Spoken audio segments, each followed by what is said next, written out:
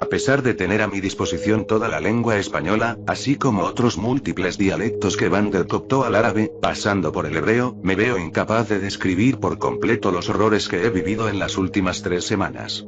Incluso ahora, cuando empiezo a escribir a la luz del sol naciente, siento que una lúgubre sensación de inquietud se cierne sobre mí como una nube apocalíptica, cargada de malos presagios e intenciones maliciosas. Llevo 2 días sin dormir desde esta mañana, y temo que sin algún tipo de liberación de esta inquietud me consumiré hasta convertirme en un mero espectro de lo que fui.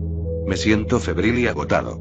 Antes de que alguna terrible plaga se apodere de mí o caiga en un coma espasmódico, creo que es mi deber contar los acontecimientos del último mes y el artefacto que parece haber desatado tal maldad sobre mi persona. Mi nombre es Vincent Fletcher, y este es mi verdadero testimonio de los sucesos que nos atormentaron a mí y a mis últimos compañeros de aventura. Incluso ahora siento la presencia del orbe en la habitación, que empalaga a la atmósfera y la deja húmeda y aprensiva. Está envuelta en un paño, como una joya preciosa, en el otro extremo de la habitación, lo más lejos que puedo de mí sin perderla de vista. Por mucho que me duela conservarla, tengo una preocupación mucho mayor. Que caiga en manos menos benevolentes o comprensivas que las mías, y que todo el verdadero potencial que encierra se desbloquee y se libere de su esférica tumba. Era el 3 de junio cuando 7 de mis colegas y yo partimos en un jet privado hacia Egipto. Lo último en tecnología de escaneado térmico había revelado una anomalía en las profundidades del Valle de los Reyes. Un escaneo más profundo reveló lo que parecía ser un corredor, que comenzaba de la nada y finalmente se abría en este lugar que proporcionaba al escáner lecturas tan extrañas. A simple vista, las lecturas eran imposibles. Oscuros matices rojos se mezclaban con azules brillantes de una forma que daba a entender que en esta zona había un espectro completo de frío y calor. Como era de esperar, los científicos a cargo de la máquina creyeron que se trataba de un error y volvieron a escanear la misma zona. Los resultados fueron sorprendentes. Una serie de lecturas completamente distintas que mostraban patrones de calor y frío completamente diferentes. Repitiendo el proceso se obtuvieron más lecturas diferentes y extrañas. La disposición de los colores, incluso cuando se observaban durante una semana de escaneos cada hora, no seguía ningún patrón reconocible y, al final, mis colegas y yo decidimos explicarlo mediante un complejo sistema de ventilación en una antigua tumba egipcia. Así pues, se encargó un avión para mí y 7 de mis colegas investigadores y arqueólogos con el fin de desenterrar esta antigua estructura y descubrir sus secretos. Salimos de Londres por la mañana, y a primera hora de la tarde ya habíamos desembarcado y pasado el control de aduanas. Aterrizamos con una magnífica puesta de sol egipcia. El orbe rojo sangre derramaba rayos rubí sobre el desierto y bailaba sobre el Nilo. Nos tomamos un momento para admirar la escena, subimos a un taxi y nos dirigimos rápidamente a nuestro hotel. El hotel en sí era lo suficientemente cómodo como para vivir en él, sin ser innecesariamente lujoso. Las habitaciones estaban limpias y bien cuidadas. Y las camas, aunque duras, eran tranquilizadoramente firmes y no crujían lo más mínimo, a pesar de cualquier movimiento de su dueño. Tuve la suerte de que me dieran una habitación orientada al este, y antes de irme a dormir abrí las cortinas al máximo para disfrutar del amanecer. Aquella noche dormí profundamente, los vuelos aéreos siempre me agotan, y al día siguiente me desperté con un torrente de oro brillante que entraba por mi ventana abierta. A la brillante luz de la mañana, pude examinar más de cerca mi habitación y sus características. Las paredes eran de una rugosidad interesante, sin duda construidas con arenisca local, y resultaban muy agradables al tacto.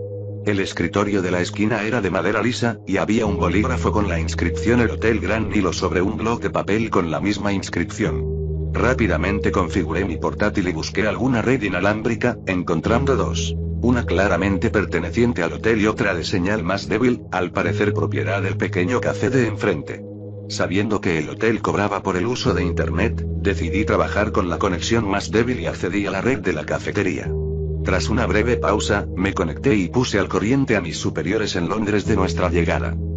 Una vez enviado el correo electrónico, examiné mi espacio vital. Teniendo en cuenta que íbamos a vivir aquí durante el mes que durara la excavación, decidí desempaquetar toda mi ropa en el pequeño armario.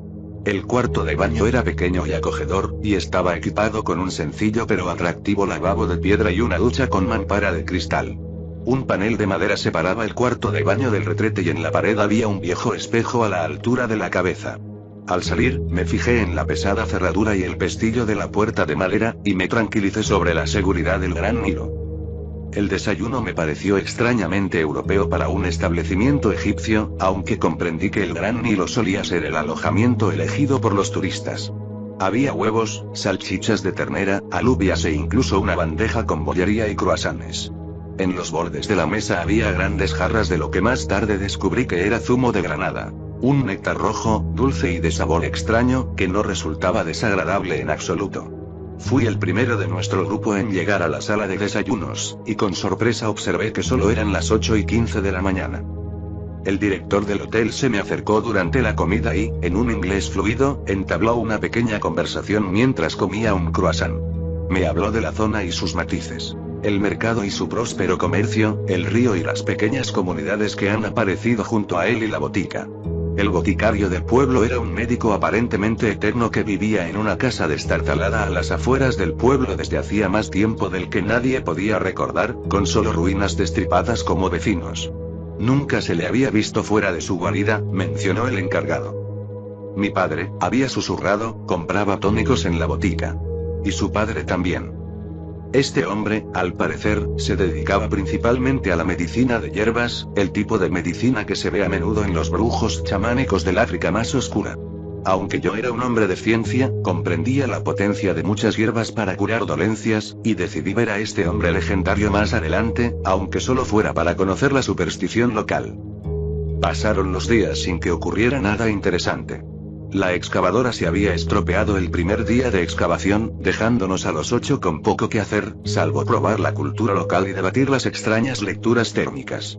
4 de nosotros, incluido yo, creíamos que era el resultado de una sofisticada ventilación. Algo que airearía la tumba sin exponer al aire libre lo que hubiera dentro. Linda Rowan, nuestra geóloga experta, opinaba que las lecturas eran el resultado de alguna anomalía geológica, posiblemente un geyser térmico de algún tipo. De los 3 restantes, 2 creían que era el resultado de las aguas subterráneas del Nilo que se filtraban en las catacumbas a través de grietas aleatorias en las paredes de la tumba. El último de nosotros, James Rourke, se guardó para sí las ideas que tenía. Era un hombre de ciencia pura e inflexible, un físico, y se negaba a especular hasta haber inspeccionado la cámara por completo. Al 9º día decidimos hacer una visita al boticario.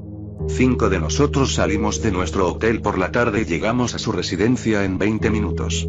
En cualquier caso, su elección de morada inspiraba curiosidad y sin duda exacerbaría cualquier rumor canalla que hubiera creado inadvertidamente. Rodeado de muros rotos y edificios en ruinas, se había alojado en el interior de la única construcción estructuralmente legítima de las inmediaciones. Los extraños símbolos rúnicos de las paredes sugerían que se trataba de una especie de templo, aunque las runas estaban rotas o eran de un dialecto desconocido para mí. No podía entenderlas. La gran puerta de madera se abrió silenciosamente al tocarla, y salimos del brillante sol egipcio para adentrarnos en un mundo más oscuro. Estábamos rodeados de innumerables estanterías, todas amontonadas con botellas, frascos y manojos de hojas sin orden aparente. Mirando más de cerca, pude traducir algunas de las etiquetas árabes al inglés. Curas para migrañas y úlceras, cremas para verrugas y sarpullidos y tónicos para casi todos los males imaginables. Nos quedamos de pie junto a la puerta unos segundos, esperando cualquier cosa, cuando de repente un hombre se dejó caer desde el alero de arriba y aterrizó a 4 patas frente a nosotros, creando una pequeña explosión de polvo en el punto de impacto. Si la casa había insinuado algo del boticario, y si las leyendas lo habían descrito de alguna manera, se quedaron cortas a la hora de dar todo el crédito a esta extraña criatura. A pesar del calor del desierto, estaba envuelto desde el cuello hasta los dedos de los pies en una tela oscura y holgada, y tenía las manos fuertemente enguantadas en el mismo material. Sobre su cabeza colgaba una capucha holgada que le cubría el rostro hasta el punto de que, en la penumbra de la casa, solo se distinguían sus hileras de dientes.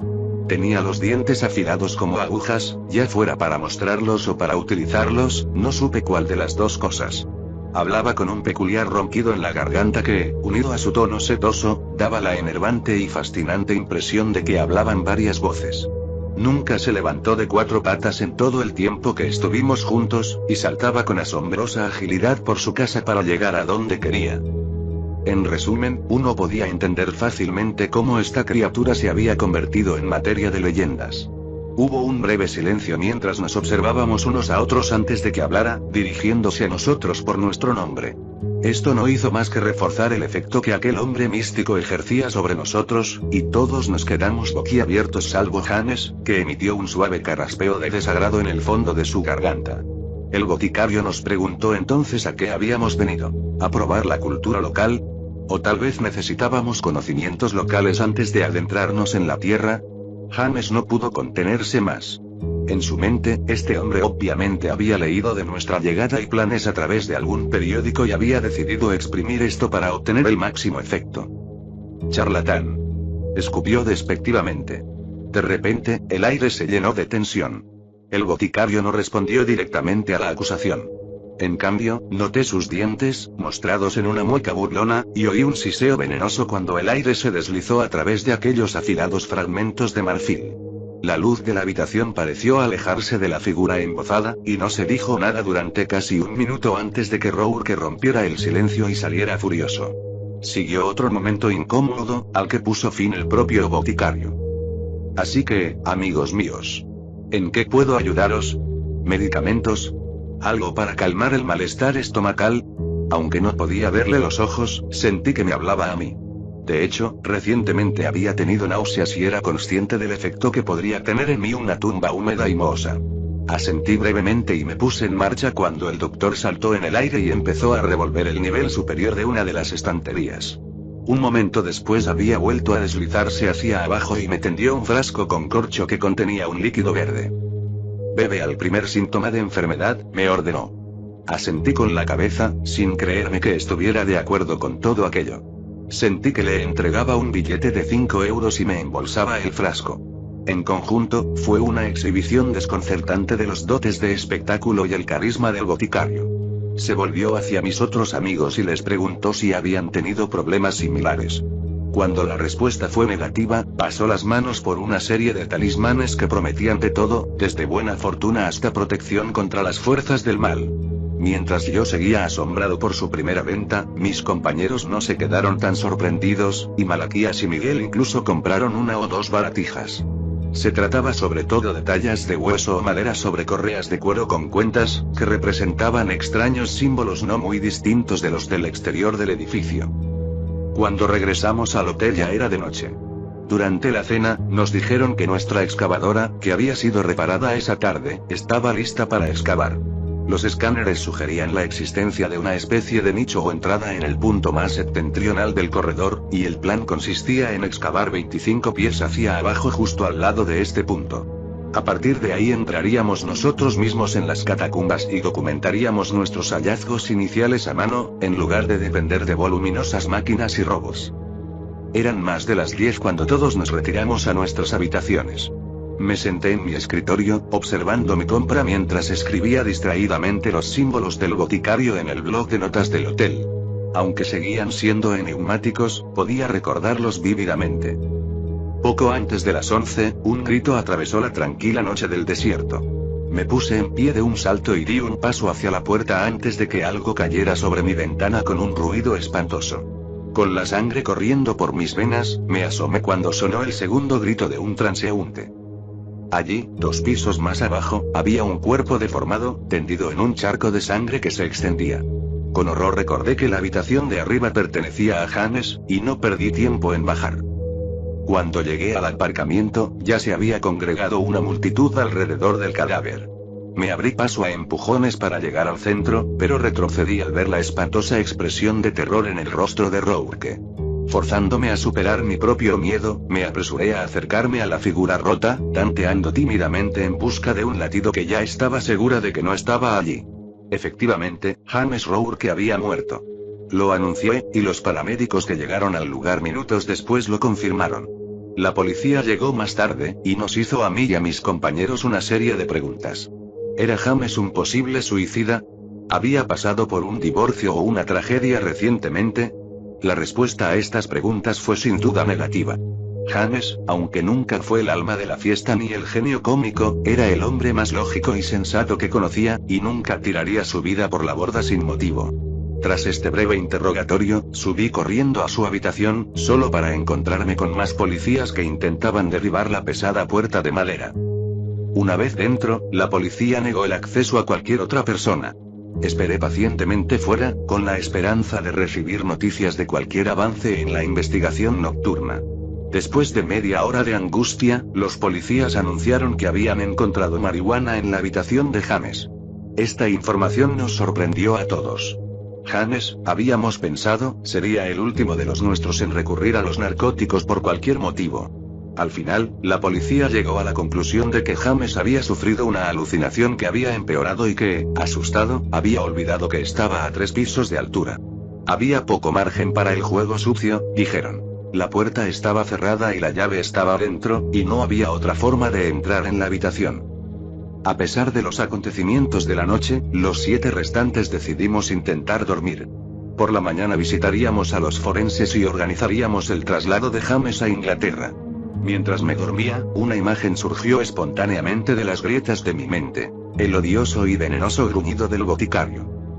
Al día siguiente nos levantamos temprano y nos ocupamos de los asuntos de James. Linda se puso en contacto con su único pariente vivo, una hermana suya que vivía en Belfast.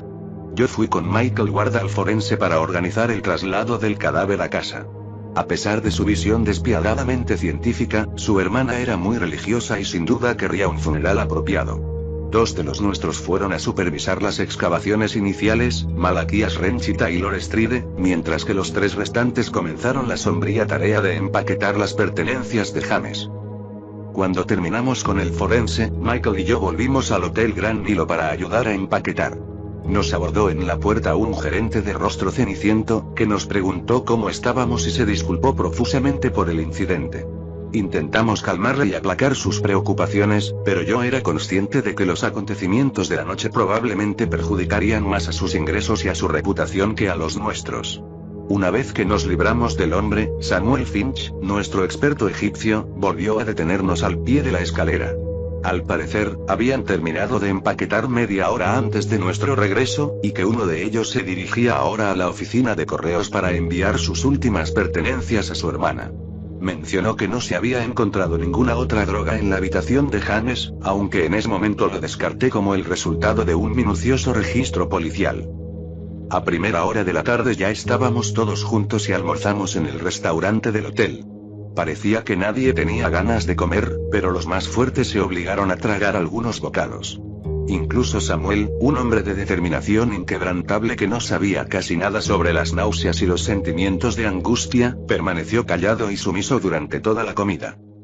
En un intento de romper la incómoda tensión, Taylor y Malaquías nos hablaron de la excavación. La máquina estaba excavando a un ritmo de no más de 5 metros al día, lo cual era lento, pero todos estuvimos de acuerdo en que lento era preferible a sobrecargado y roto. A esa velocidad, pasaría poco más de una semana antes de que alcanzáramos el nivel del yacimiento. Dormí intranquilo esa noche y la siguiente, soñando gritos de terror y el rostro frío y contorsionado de James. A la tercera noche, sin embargo, todos nos habíamos recuperado de nuestro estado de sobriedad, y parecía que todos habíamos decidido implícitamente continuar la misión sin inmutarnos.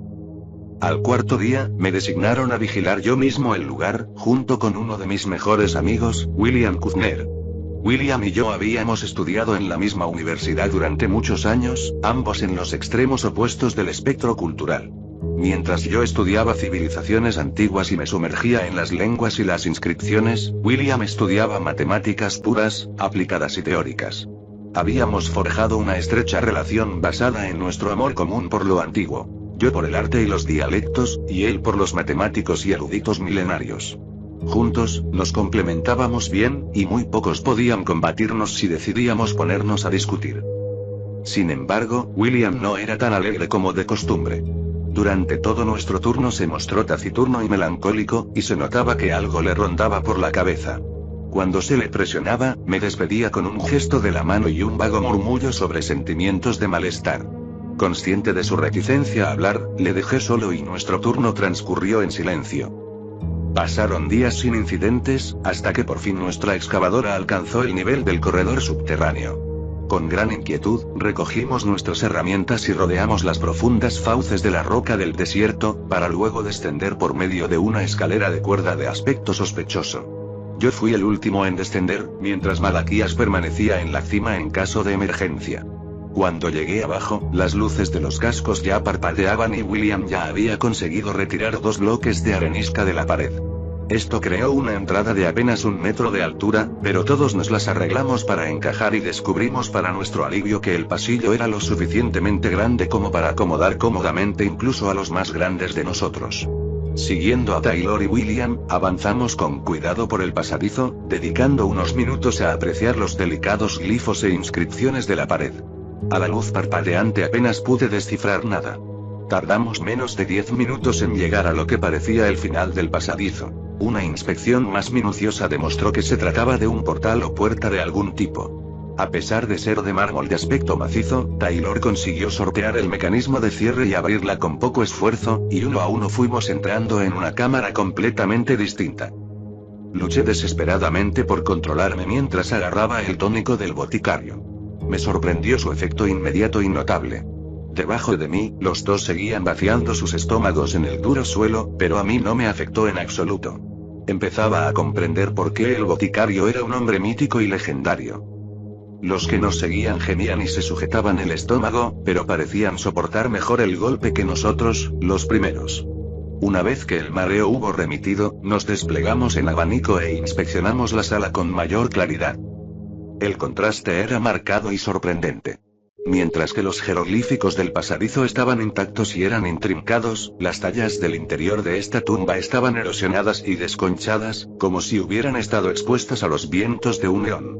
La temperatura era notablemente más baja que en el exterior, pero me di cuenta de que se calentaba considerablemente cuando caminaba hacia otra parte de la sala.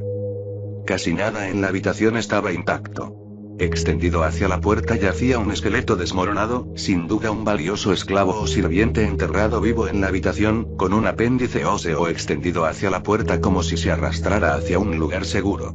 El techo apenas era mucho mejor que las paredes, y sentí un escalofrío que me recorría la espina dorsal y que no tenía nada que ver con la temperatura cuando miré hacia el centro. Sobre un zócalo de mármol agrietado en el centro de la tumba había una esfera de ónice, perfectamente redondeada y de aspecto liso. A primera vista parecía granito pulido por expertos, pero al acercarnos nos dimos cuenta de que no era así. Aunque puede que fuera mi imaginación, me pareció que nuestros faros parecían atenuarse y parpadear al acercarnos a la esfera, y observé que parecía reflejar y absorber la luz en extraños patrones surrealistas. William me miró. ¿Qué es eso?, susurró, con una expresión de confusión bailando en su rostro. Me encogí de hombros. No se parecía a ningún artefacto que hubiera visto o sobre el que hubiera leído en todos mis estudios y excavaciones, y yo mismo me preguntaba qué era. Unas manos blancas enguantadas atravesaron los haces de luz y se cerraron sobre la esfera. Una voz femenina maldijo en voz alta. Jesús, está caliente.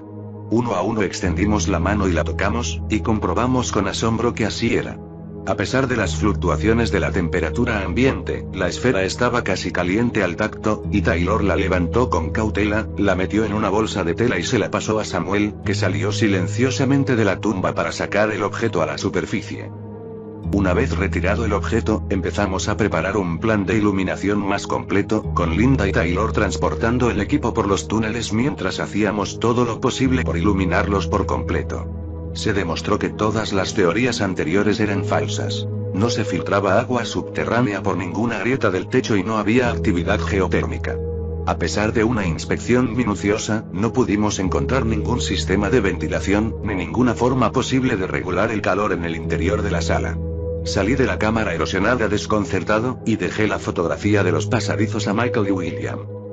Subí a la superficie y encontré a Malaquías y Samuel mirando atentamente el orbe.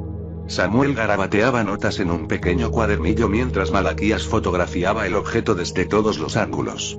Finalmente, lo envolvieron en una tela de saco y lo llevaron al Hotel Gran Nilo para examinarlo más a fondo. La exploración continuó hasta bien entrada la tarde, pero por la noche no había terminado. El ala secundaria del pasadizo estaba casi totalmente sin marcar, y se habían descubierto numerosos pasadizos diminutos en las paredes. Estos conductos eran demasiado pequeños para ser explorados manualmente, y requerirían robótica y maquinaria delicada para descubrir sus secretos. Hablamos animadamente durante la cena, cada uno comentando distintas partes de nuestro descubrimiento. Las tres mujeres repasaban juntas las inscripciones de la pared, mientras Malaquías y Michael comparaban fotos. Me pasé la velada escuchando a medias a William hablar de la integridad estructural y las matemáticas que claramente se habían empleado en la arquitectura de nuestro hallazgo, pero mi mente no dejaba de pensar en ese escurridizo globo negro que Samuel tenía en su poder. Samuel mismo no estaba en la mesa de la cena, ni fue visto ni oído durante el resto de la noche. A la mañana siguiente, un sol rojo y sangriento brillaba en mi habitación, y una extraña sensación de inquietud se apoderó de mí mientras me quitaba el sueño de los ojos. Al bajar a la zona del restaurante, me di cuenta de que nuestra mesa ya estaba llena y de que yo era uno de los últimos en llegar. Mi sueño había sido consumido por destellos e imágenes de aquella tentadora esfera. Samuel no estaba desayunando cuando llegué, ni apareció durante la mañana. A las 11, me enviaron a despertarlo de lo que obviamente era un sueño profundo. Llamé una vez y me quedé helado cuando la puerta se abrió lentamente a mis golpes. Le llamé por su nombre, pero al no obtener respuesta empujé con más fuerza para abrir del todo la pesada puerta y di un paso dentro de la habitación. Una hambrienta rendija de luz atravesó las oscuras cortinas y cayó sobre una escena salpicada de rojo. Asustado, di un salto hacia atrás, golpeando frenéticamente la pared en búsqueda desesperada de un interruptor. Oh dioses, si no hubiera contemplado la escena que tenía ante mí. Una figura, empapada de un espeso líquido escarlata, yacía sobre el escritorio como paralizada. Mis dedos agitados acabaron por encontrar un interruptor, pero fue en vano, pues las luces no se encendieron al tocarlas. Finalmente recuperé la voz y se me escapó un grito ahogado, seguido de la aparición de Taylor a mi lado. Me miró fijamente y comprendió de inmediato que algo iba gravemente mal. Me cogió de la mano y entró en la habitación, medio arrastrándome, medio engatusándome. Oí una bocanada de aire horrorizada cuando ella también se acostumbró a la penumbra. Samuel yacía desplomado sobre un escritorio empapado de sangre. Estaba claramente muerto. En la mano derecha tenía una pistola y en la izquierda el orbe negro que tanto me había interesado. Un escalofrío de repulsión me sacudió y reprimí el impulso de cogerlo y arrojarlo al Nilo. Fui consciente de los lentos jadeos de Taylor y, entonces, su mano se aflojó y salió corriendo de la habitación. La hora siguiente la pasé como si fuera incorpóreo. Mis piernas caminaban y mi boca respondía a las preguntas, pero yo estaba completamente entumecido por dentro. Llegó la hora de cenar y en nuestra mesa habían 2 sitios vacíos. Nadie comió ni bebió. Se habló poco, salvo una breve mención a la policía. Hacía tiempo que se habían llevado a Samuel, junto con sus pertenencias, y su habitación manchada de sangre había sido acordonada por las autoridades. Me senté en el borde de la mesa, en silencio y ceniciento, mientras todos contemplábamos internamente nuestro siguiente movimiento. Al final, y tras muchos murmullos vacilantes y discursos renuentes, nos habíamos dividido. 2 de los nuestros, Michael y Linda, habían decidido volver a casa. Aunque una muerte podía parecer una tragedia, 2 eran más de lo que esperaban, y estaban demasiado asustados por el reciente giro de los acontecimientos como para quedarse en Egipto. Los 4 restantes acordaron quedarse el tiempo suficiente para documentar la ruina y regresar a casa lo antes posible. Todos estábamos muy consternados por las 2 muertes, pero teníamos la obligación de continuar nuestro trabajo. Taylor razonó que, si Samuel o James estuvieran en nuestra situación, sin duda lo habrían hecho. A la mañana siguiente, fui solo al forense para confirmar los datos del pariente más cercano de Samuel. La propia forense era una chica joven de ojos grandes y afligidos, y sentí la lástima brotar de ellos cuando llegué a su morgue por segunda vez en otras tantas semanas. Una vez terminado con el cadáver, me dirigí a la comisaría para recoger las pertenencias de Samuel. La agente me dio unas bolsas de plástico transparente, que contenían sobre todo lo que había en su mesa en ese momento. Una de las bolsas estaba marcada con una estrella en bolígrafo negro, y una inspección más detallada mostró que era una página de su cuaderno. Al mirar la página ensangrentada solo pude distinguir 2 palabras, garabateadas con una espantosa letra de araña, distinta de la suya. Él viene. Pregunté a la gente qué significaba aquello, pero lo único que obtuve a cambio fue un encogimiento de hombros y una mirada perdida. Me dijeron que seguirían investigando el caso, pero que las huellas dactilares no habían servido para determinar la naturaleza de la muerte de Samuel. Salí de la comisaría con el corazón encogido y volví al hotel con un equipo igual de desconsolado. El orbe pasó a manos de Taylor.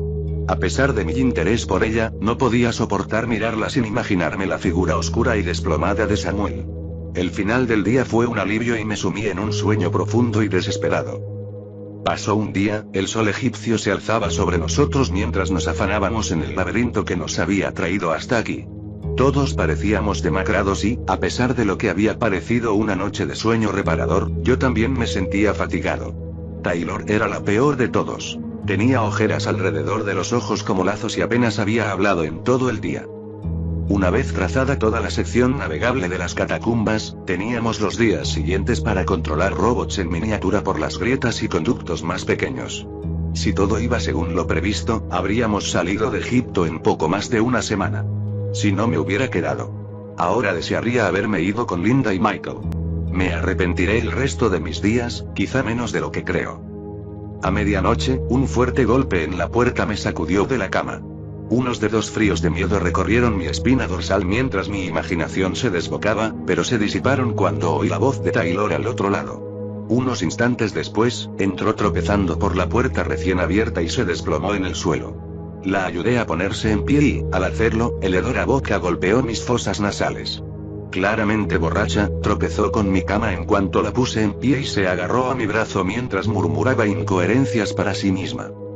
Si antes tenía un aspecto sombrío, ahora parecía la muerte. Su rostro estaba enfermizo y pálido, aparte de las ojeras de insomnio que tenía alrededor de los ojos.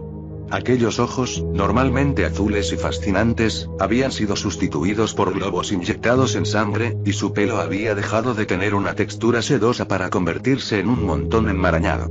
Tenía el pulso acelerado y respiraba entrecortadamente entre sus balbuceos.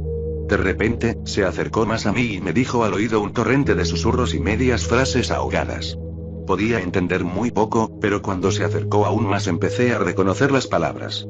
Es invocar lo que tememos, por demasiado tiempo, tallado en sufrimiento, susurrando, hechizando, observándome, temí que tuviera fiebre y delirara, y la obligué a beber agua, que tragó más por sorpresa que por voluntad. La agarré con fuerza de la mano y le limpié la frente, cubierta de sudor frío, y poco a poco empezó a calmarse.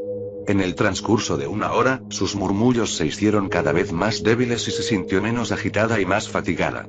Al mirar a sus ojos semicerrados, ya no vi miedo ni pánico, sino una desolada rendición. Antes de dormirse del todo, me acercó y me habló al oído. Él viene, un frío escalofrío volvió a recorrerme la espina dorsal y, sobre mi cabeza, las luces parpadearon siniestramente.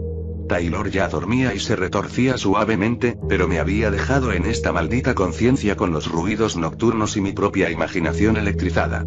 Fuera de mi ventana había pura oscuridad, y cuando cerré la puerta sentí como si el rellano hubiera sido sustituido por un abismo negro y silencioso que me miraba a través de 1.000.000 de torvos ojos de brea. La noche se prolongó horriblemente, y nunca antes había sentido un aislamiento tan espantoso. Fuera de mi ventana y detrás de mi puerta acechaban serpenteantes espirales de oscuro poder que mi imaginación apenas había empezado a amueblar, y cada crujido acuchillaba la quietud mortal como una aleta en un estanque de cristal. Empecé a alucinar y a dormirme, pero siempre me despertaba de un tirón cuando las imágenes surgían de los lúgubres rincones de mi mente en un espantoso montaje. Incluso con Taylor postrado en mi cama, me sentía completamente solo. Recibí el tan esperado resplandor en el horizonte con una apresurada sensación de alivio, a pesar de mi agotamiento, y fue todo lo que pude hacer para evitar gritar de alegría. Mi mente cansada celebró la salida del sol egipcio sobre las llanuras arenosas, e incluso la febril mujer de mi habitación pareció regocijarse en silencio mientras dormía. Para cuando el sol había salido del todo, me había lavado los miedos de la noche en una cascada de agua caliente. Me sacudí enérgicamente el pelo mojado y las gotas de agua volaron a través de la luz del sol, compitiendo unas con otras por la luz en un conjunto deslumbrante. Taylor había empezado a despertarse y, cuando me hube vestido del todo, ya me miraba desde la cama. Una expresión de preocupación cruzó su rostro al verme de pie junto a ella, pero parecía recordar lo suficiente de la noche como para disipar tales temores. Gracias, me susurró. No sé qué me pasó. Primero James, ahora Samuel, empecé a beber y se me fue de las manos. Levanté una mano para acallar sus disculpas, pero ella continuó impertérrita. Gracias por no aprovecharte de una situación en la que claramente podrías haberlo hecho. Gracias por cuidar de mí. Supongo que por eso siempre es bueno tener amigos con los que puedas contar. Permanecí en silencio, inseguro de si debía o no hablar de su temerosa divagación. Se levantó, se acercó y me besó suavemente en la mejilla. El perfume de la noche anterior luchó valientemente contra el empalagoso olor a sudor y alcohol, que invadió mis fosas nasales mientras la estrechaba contra mí. Gracias, susurró por última vez. Sus labios permanecieron seductores en mi mejilla, mucho después de que el sonido de sus pasos se hubiera desvanecido. El día transcurrió confusamente, como transcurren los días después de noches en vela.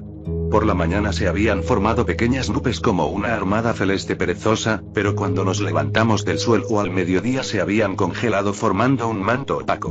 Una ligera brisa se arremolinaba a nuestro alrededor, y el tiempo en su conjunto era suave y carente de emoción. La investigación de los conductos no había servido de mucho. Simplemente se entrelazaban unos con otros siguiendo patrones curiosos e intrincados, y carecían de glifos o símbolos de ningún tipo. Se trataba de sistemas de ventilación y canales de agua, tal y como los conocíamos. Pasadizos diseñados para preservar y proteger las piezas de arte y las escrituras internas. Sin embargo, no había ninguno en la última cámara, la vil habitación donde habíamos encontrado el artefacto. Taylor no habló nada de la noche anterior, ni conmigo ni con William y Malaquías. Sus ojos conservaban sus anillos de insomnio, pero tenía un aire más decidido que antes. El día avanzaba mientras trabajábamos bajo tierra, y el sol acabó ocultándose tras unas nubes oscuras y amenazadoras. Estaba en mi escritorio documentando el trabajo del día cuando empezaron los relámpagos. Serpientes dentadas de electricidad danzaban por el cielo, iluminando la ciudad con una luz tétrica y enigmática, y apenas un segundo después se oían los brutales añicos que producían a su paso. Al tercer golpe, me sumergí en una oscuridad espeluznante y amarga. Parecía que toda la zona se había quedado sin electricidad, pues las luces del exterior también se habían apagado. Una inquebrantable sensación de miedo empezó a recorrer mis venas, paralizándome.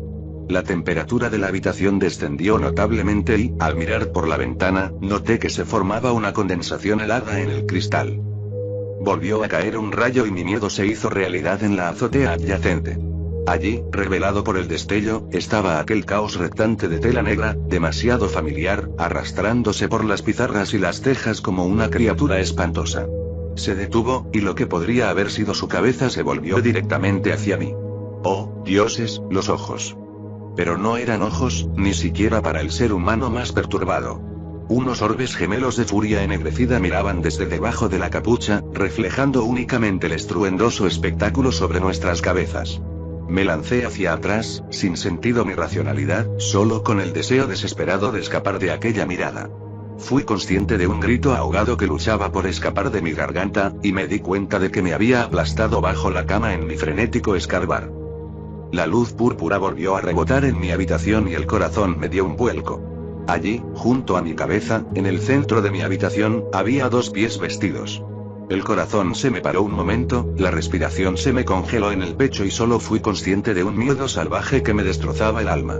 Las palabras entraron en mi cabeza, y a través de mi neblina de terror parecía como si el boticario estuviera hablando en mi propia mente. Los días finales se acercan, humano. El caos, quien espera detrás de la pared, se acerca.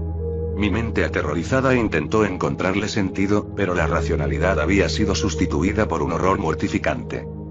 Suya es la bestia que devorará tu alma. Suya es la legión forjada con las lágrimas de los muertos sin descanso, vestidos con armaduras talladas en el sufrimiento de las madres. Él traerá el caos a este plano una vez más. Habrá gritos de niños cuando él se levante de su palacio de cristal torturado, y toda cordura quedará despojada ante él. Esta lúgubre invocación me atravesó el cráneo, penetrando en mí como un parásito, y aún así continuó sin cesar. Él sostiene una estrella muerta, y la vela cuya luz es la sombra. De sus 6 bocas hablará lenguas diferentes, y la 7ª cantará la canción que le pondrá fin a la tierra. Tal hermosa canción, tal hermosa noche, el canto se había hecho más tenue y otro relámpago iluminó una habitación vacía. Lenta y tortuosamente, las luces se encendieron y por fin pude moverme. Después de lo que me pareció una hora, salí sigilosamente de debajo de la cama y me obligué a mirar por la ventana. No había nada, ni ojos aniquiladores a los que mirar, ni un horrible ser de las tinieblas ante el que estremecerme. El corazón me martilleaba en el pecho y todo mi cuerpo temblaba violentamente. Pero el alivio no llegó. 5 palabras más fueron susurradas en mi oído, congelándome una vez más. Él es Falco. Él viene.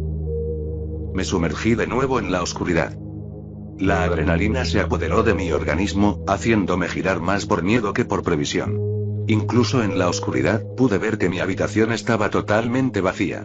Mientras miraba en la oscuridad, un escalofrío pareció recorrer toda la estructura del hotel, y un grito espantoso resonó por los pasillos, seguido de un fuerte golpe. Taylor.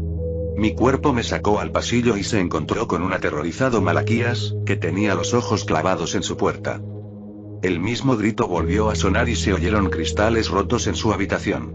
En la penumbra pude ver cómo temblaba la puerta mientras alguien, o algo, golpeaba el otro lado. Por debajo de la puerta se filtraban diminutos zarcillos de oscuridad y, mientras yo permanecía inmóvil, los gritos se intensificaron hasta convertirse en un aullido inhumano. Electrizado, salté hacia adelante y traté desesperadamente de abrir la puerta. Permanecía cerrada a toda velocidad, a pesar de los brutales golpes que recibía por ambos lados.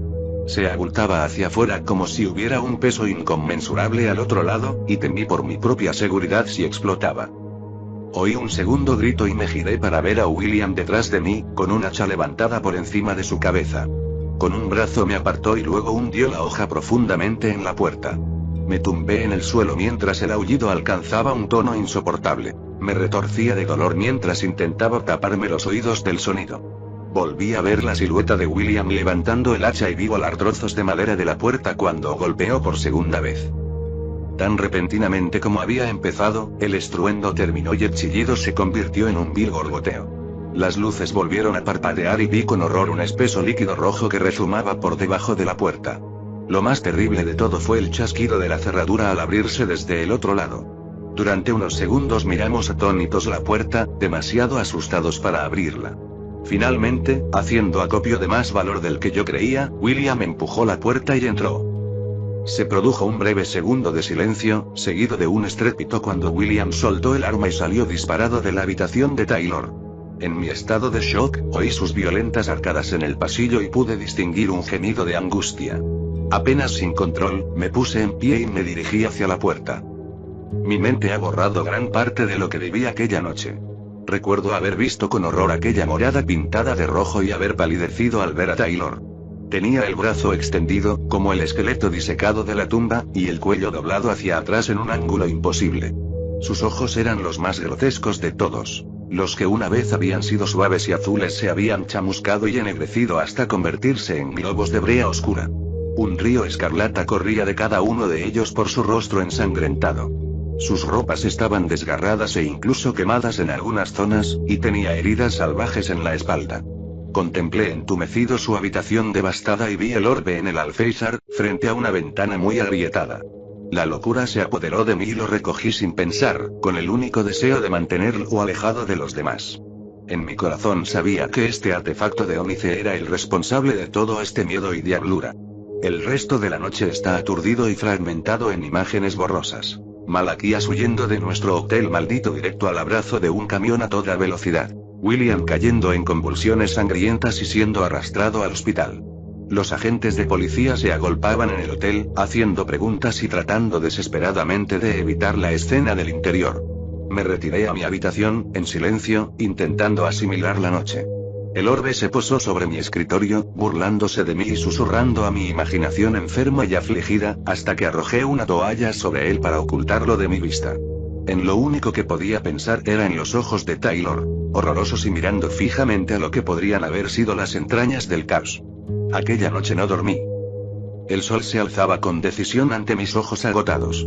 A lo largo de mis cavilaciones insomnes había llegado a dos conclusiones. En primer lugar, que el artefacto era un objeto maligno no del todo de este mundo, y en segundo lugar, que las leyes normales de la física parecían corroídas en su presencia. Desde su llegada, la temperatura de mi habitación fluctuaba entre un frío escalofriante y un calor incómodo, mientras que los objetos pequeños eran desplazados ligeramente por vientos temporales sin origen.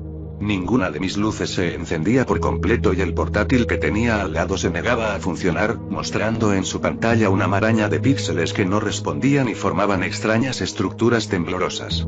Me sentía agotado y electrizado, pero decidí poner a prueba el orbe. Como no era más que un laico en física y sus entresijos, realicé dos pruebas básicas con el orbe. La primera era sencilla. Lo cogí con mis guantes de excavación y lo acerqué a la luz de la habitación principal. El efecto fue instantáneo. La luz parpadeó con más fuerza durante unos segundos antes de apagarse con un fuerte estallido. Mi segunda prueba consistió en hacer rodar el bolígrafo por una ligera pendiente. La primera vez que lo hice actuó como debería hacerlo un cilindro rodante, pero al acercar el orbe descubrí que el bolígrafo se enganchaba y se deslizaba a intervalos aleatorios, convirtiendo su trayectoria en un espasmódico remolino. El modo en que esta cosa distorsionaba las leyes de la realidad me perturbaba intensamente y me distraía sin cesar mientras intentaba descubrir sus secretos. Mi bolígrafo se pegaba y rayaba la página, reduciendo mi impecable caligrafía a un amasijo de arañas, y más de una vez las luces de mi habitación se apagaban por completo. Intenté raspar un trozo con un cuchillo de la cocina del hotel, pero se mostró resistente, e incluso un fuerte golpe contra la arenisca lo dejó ileso. Al final decidí dejarlo y dedicarme a descifrar los jeroglíficos de su sepultura. Nuestra excavación se había inundado desde la noche anterior, y el suelo de los túneles había quedado reducido a casi 10 centímetros de lodo espeso y succionador. Afortunadamente, no había inscripciones en la mitad inferior de las paredes, así que encendí mi linterna frontal al máximo y empecé a copiar los jeroglíficos. La mochila me pesaba sobre los hombros y sentí que la esfera se agolpaba en sus pliegues. No perdí tiempo intentando descifrar las runas, sino que me centré en escribirlas con la mayor precisión posible. A pesar de mi propio faro y de la luz del sol a través de nuestro punto de entrada, los extremos de los túneles seguían siendo de un negro prohibitivo en el rabillo de mis ojos. Pensamientos y susurros entraban en mi cabeza mientras trabajaba, y podía sentir la presencia de algo de otro mundo en las catacumbas. Seguí avanzando por el pasadizo y las inscripciones se separaron para flanquear un gran mural. El corazón me dio un vuelco cuando el rayo reveló una escena centrada en el mismo objeto que había llegado a odiar. A sus lados había decenas de adoradores, algunos humanos y otros inquietantemente diferentes. A diferencia de la mayoría del arte egipcio, la proporción de las figuras parecía fluctuar a medida que se acercaban al orbe, y más de una estaba representada como una criatura esquelética en lugar de un hombre. Unas grandes fauces se abrieron bajo aquel círculo oscuro, y mi pecho se apretó al reconocer la cabeza maníaca de Sutek. Mi inquietud aumentó al ver el cuerpo más pequeño de Horus aplastado en sus garras.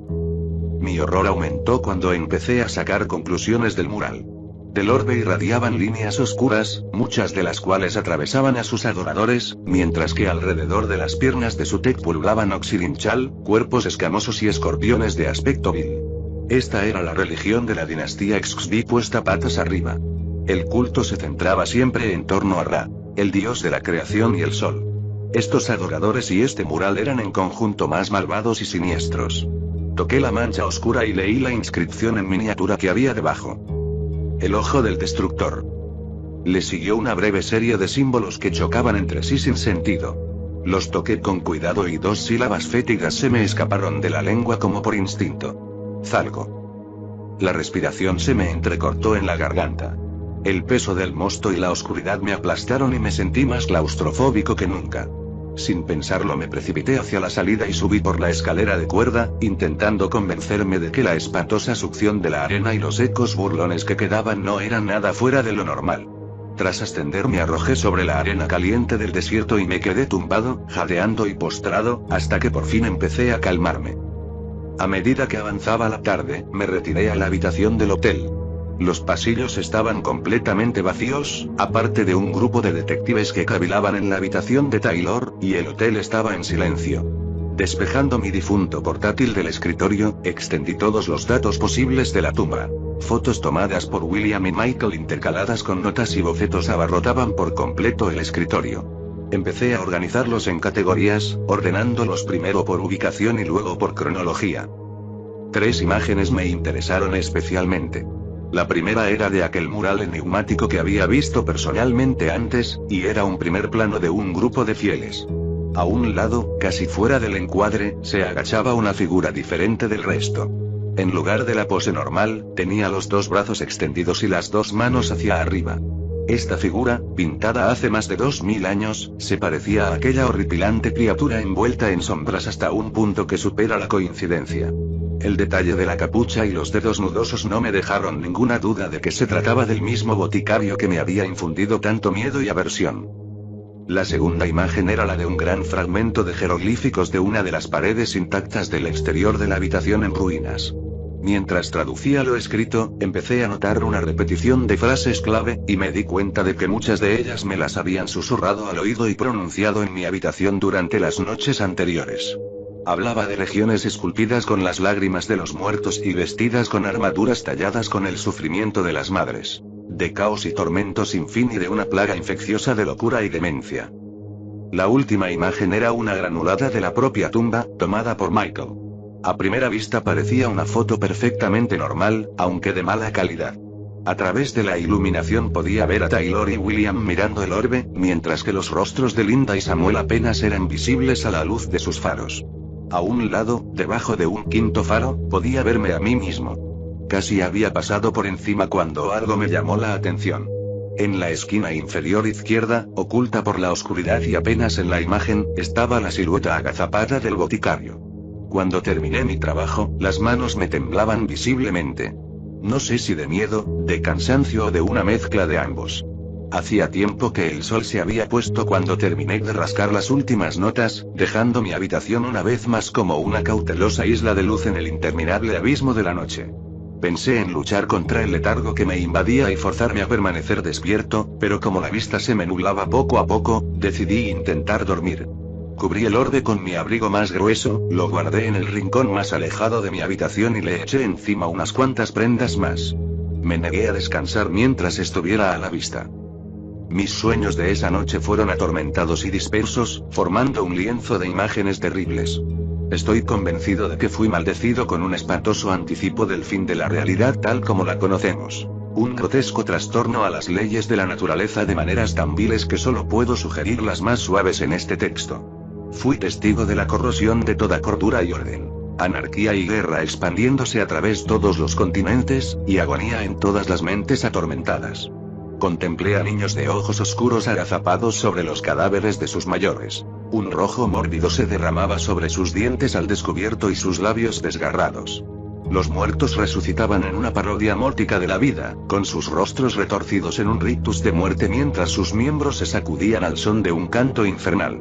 Unas vistas horrendas y desgarradoras se extendían por el universo cada vez más oscuro, dejando entrever otro reino demasiado terrorífico y surrealista para describirlo con un simple texto. Todo lo que puedo sugerir aquí es que, si mi visión no es más que una fracción del futuro, entonces es mejor sucumbir al dulce hechizo de la destrucción ahora que esperar la angustia y el infortunio que acosarán a la humanidad. Todas mis pesadillas terminaban en una negrura desoladora e interminable. Ayer por la mañana me desperté en una habitación empapada en sangre. El tétrico amanecer rezumaba a través de mi cortina y lo teñía todo de un rojo macabro. Agotado, me quedé quieto, esperando a que la habitación saliera de su oscuro estupor. Voces enloquecedoras entraban y salían de mi mente. Susurraban fatalidad y desesperación a mi conciencia agotada. Esas voces siguen atormentándome, y me temo que lo harán hasta que muera. ¿Me ha vuelto loco este vil orbe? ¿O son estas palabras reales, un verdadero presagio de infortunio del gran poder que acecha en los límites de la realidad? Me estremezco al contemplarlo. Pasé horas cavilando sobre mi situación, paseándome febrilmente por la habitación y sobresaltándome con cada pequeño ruido. No desayuné ni almorcé cuando llegó la hora, y cuando entré en la ducha para lavarme me invadió tal sensación de náuseas y aprisionamiento que estuve a punto de vomitar allí mismo. Una obsesión tan grande se había apoderado de mí que no podía pensar en otra cosa que en el artefacto y su identidad. Había consumido por completo mi pensamiento despierto. Di un respingo al oír un ligero golpeteo en mi puerta. La abrí nerviosamente, para ver al otro lado a un director de hotel aparentemente igual de agotado. «Teléfono para usted, del hospital», entonó con dulzura.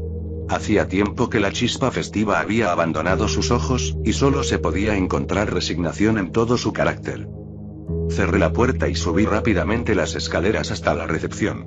El teléfono estaba a un lado, desatendido, lo cogí y me anuncié. 5 minutos después, dejé caer el auricular y subí las escaleras entumecido. Mi mente se tambaleaba ante la sombría noticia y su aún más desconsoladora implicación. Me sentía completamente solo y aislado de la humanidad y de todo lo que había conocido y comprendido hasta entonces. La tristeza se apoderó de un rincón de mi mente, pero no quise, o no pude, dejarla entrar. Mi mente se estremeció una vez más al pensar en la grotesca imagen que el médico me había descrito, con voz temblorosa y temerosa. 5 vidas, todas apagadas de forma espantosa.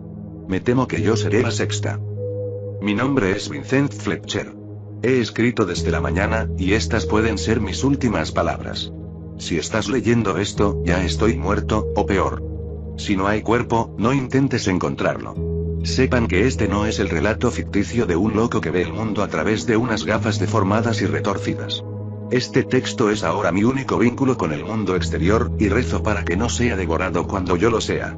Quien encuentre el ojo, que no lo destruya, porque no puede ser destruido. Arrójenlo a la cima más profunda del océano, o mejor aún, láncelo al ardiente calor del sol.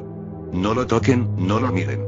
Que nadie lo tenga en su poder, porque eso es lo que le da poder. Nosotros. He permanecido junto al orbe por demasiado tiempo para escapar a mi destino, más que los demás, creo, debido al veneno que me ha dado esa vil criatura rastrera. Las traducciones que me alertan de mi inminente destino detallan por qué el orbe debe ser tratado de esta manera, y se adjuntan a este escrito. Falgo, y la habitación se oscurece mientras escribo esa palabra, descendió de alguna retorcida realidad a la Tierra hace muchos milenios, y en los primeros humanos torpes y encorvados inculcó un miedo omnipresente a la oscuridad. Se alimenta de ese miedo a través del ojo, ese artefacto de ónice que he colocado sobre mi cama. Él es la razón por la que nos resistimos a mirar por una ventana a oscuras. La misma razón por la que nos invade una sensación de terror cuando oímos ruidos extraños en un edificio vacío. Esto le fortalece, le da un punto de apoyo más firme en los oscuros recovecos de nuestra mente. El boticario es su mayor sacerdote, el último miembro que queda de su culto. Fue él quien me dio la poción que me ha permitido sobrevivir a la exposición al ojo durante tanto tiempo. Y ahora que mi propósito, alimentar al ojo tanto como pueda, ha sido completado, siento que el boticario me matará como testigo de sus maldades si Falgo mismo no lo hace. Aunque estoy completamente seguro de que Taylor y Samuel fueron asesinados por el ojo o por su dominio sobre su cordura, estoy seguro de que James fue asesinado por el brujo en un ataque de ira. En cuanto a Malaquías, mi mente aún destaca el espasmo antinatural de su cuerpo al caer frente a su perdición. El origen de la muerte de William es discutible. Si fue corrosión por exposición a lo que hubiera en la habitación de Taylor o alguna vil toxina del boticario, nunca lo sabré. No sé qué impidió que Falgo se alzara hace eones y destruyera nuestro planeta mientras éramos simples cavernícolas, y me estremezco al pensar en un poder superior a él, pero algo lo destruyó y lo desterró de nuevo a su reino, sin más que un simple globo terráqueo con el que contemplar el universo. No permitiré que regrese. No puedo permitir que vuelva. Oh cielos. La habitación está congelándose. Los susurros aumentan en mi mente. Ya es hora. Que Dios se apiade de mí. Algo se derrama fuera del ojo. Y oigo los gritos. Oh santo Dios santo, sálvanos. Los gritos. Miles de niños, no, 1 millón, llenándome cabeza no. No son gritos, oh Dios, es una canción. Las paredes se resquiebran a mi alrededor. No quiero morir, cada vez está más oscuro, no puedo ver nada. Dios, sálvanos a todos. Sálvame. No puedo morir, no quiero.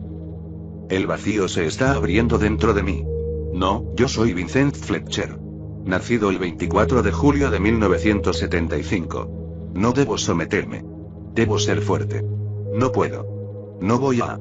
Falgo les dirá lo que es, pues es lo que no es hasta el fin de los días. Él desea la corrupción de la inocencia y la profanación de la realidad.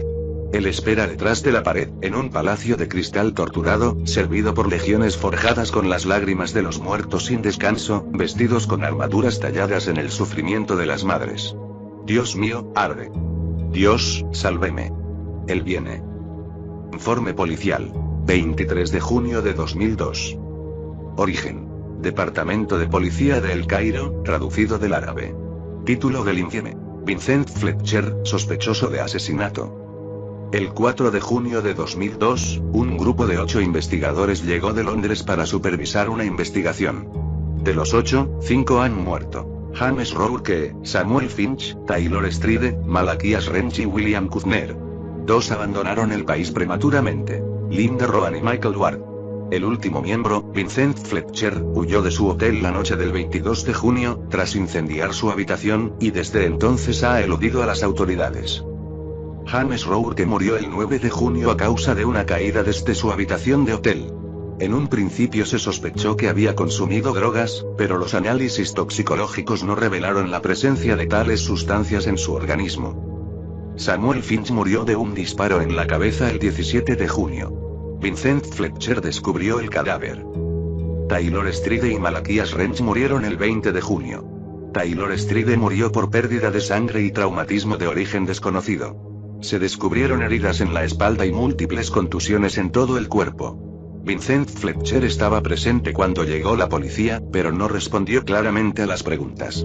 En un principio se descartó que fuera consecuencia de un traumatismo. Malachias Wrench murió atropellado por un camión que circulaba a gran velocidad la misma noche, y falleció instantáneamente a causa del impacto. El conductor del camión informa de que una figura oscura empujó a Malachias a la carretera delante de él. Nota: puede tratarse de una declaración ficticia del conductor para evitar cargos. William Kushner murió el 21 de junio de una grave hemorragia interna y fallo orgánico mientras estaba en el hospital, después de haber sido ingresado por convulsiones y hemorragia la noche anterior. El hospital informó de que una muerte así era obra de veneno. La habitación de hotel de Vincent Fletcher fue incendiada el 22 de junio. No se encontró ningún cadáver, pero se descubrió un cuaderno usado junto a la ventana, que contenía una historia claramente ficticia en la que se detallaban las muertes de sus compañeros y se atribuían a algún poder mágico. Estos hechos, puestos en conjunto, implican que Vincent Fletcher estuvo implicado en las muertes de sus compañeros y huyó sumariamente antes de que la policía regresara para interrogarle por segunda vez. Se advierte que es poco probable que vaya armado, pero hay que tener cuidado al detener a este hombre, ya que puede ser mentalmente inestable. La naturaleza ficticia de su historia es claramente evidente para cualquier lector, junto con múltiples inexactitudes. Por ejemplo, las traducciones que promete no están adjuntas a su documento. Además, el artefacto al que Vincent culpa de estos sucesos nunca se recuperó, ni se encontró prueba alguna de que existiera.